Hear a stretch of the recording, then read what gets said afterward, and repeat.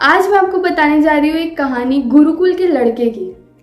वो लड़का गुरुकुल में अपनी पूरी पढ़ाई कंप्लीट कर लिया था और अब उसका वक्त आ गया था अपने घर वापस जाने का। तो वो लड़का सोचता है कि अब मैं जब वापस जा ही रहा हूँ तो मैं अपने गुरु से मिल करके जाता हूँ। वो अपने गुरु के पास जाता है, उनका पैर छूता है और कहता है कि सर, अब मैं यहाँ से जा रहा हूँ क्योंकि मेरी पढ़ाई अब कंप्लीट हो चुकी है। तो उसके गुरु, वो लड़का जा रहा रहता है करके उसके गुरु एक दर्पण उस लड़के को गिफ्ट करते हैं।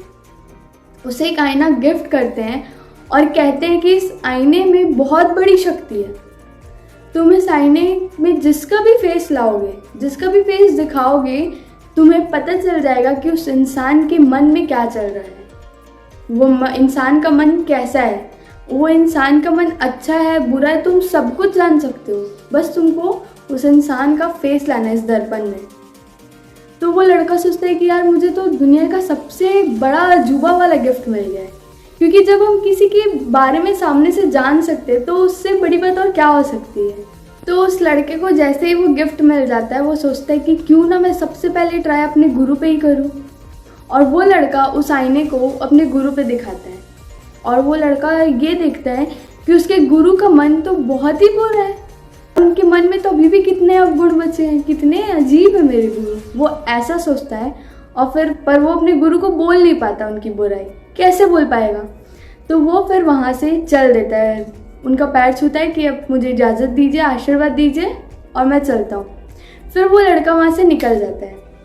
वो लड़का अपने घर जा रहा रहता है, वो अपने एक पुराने दोस्त से मिलता है। उसका पुराना दोस्त मिलता है, उससे बातचीत होती है। फिर वो आईना अपने दोस्त के ऊपर दिखाता है और वो ये पाता है कि उसका दोस्त भी बहुत ही अजीब सोचता है।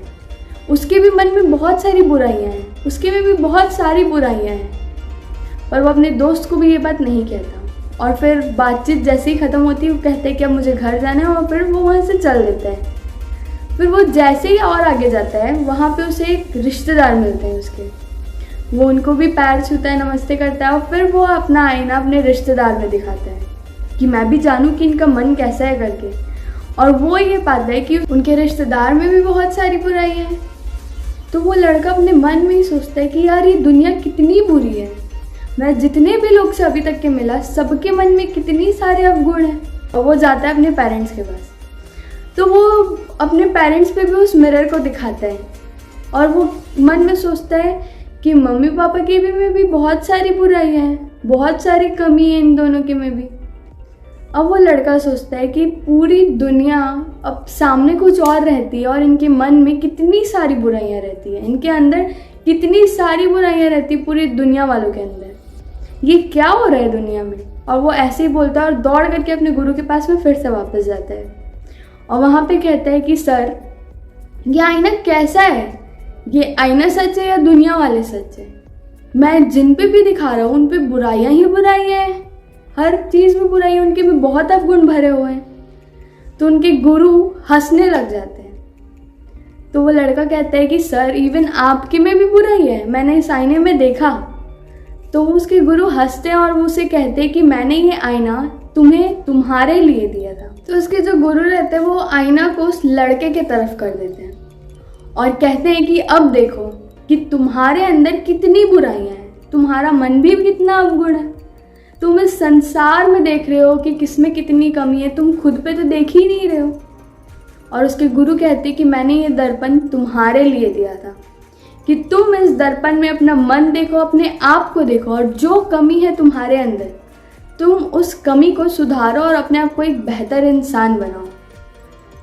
और वो उसके गुरु कहते हैं कि तुम्हारी गलती नहीं है इसमें, ये तो दुनिया का ही ट्रेंड है कि अपनी गलती कोई भी इंसान नहीं देखना चाहता, ना ही अपनी गलतियों को कोई एक्सेप्ट करता है, बल्कि सामने वाले में कितनी बुराइयां हैं, कितनी कमी है वो आपको गिनवा देंगे, पर आपके खुद के मन में कितनी बुराइयां और आप में खुद में कितनी कमी है ये कभी नहीं देखेंगे।